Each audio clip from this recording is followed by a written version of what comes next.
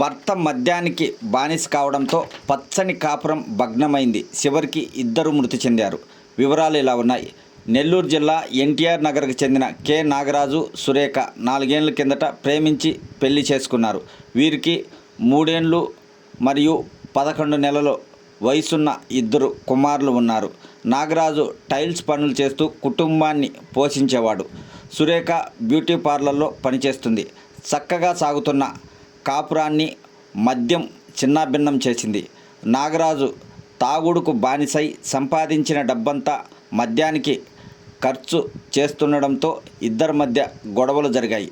మద్యం మానుకోవాలని భార్య సురేఖ భర్తను వేడుకుంది. అయినా వినలేదు. పుట్టింటికి వెళ్ళి మద్యానికి డబ్బులు తీసుకురావాలని ఆమెపై ఒత్తిడి చేశాడు.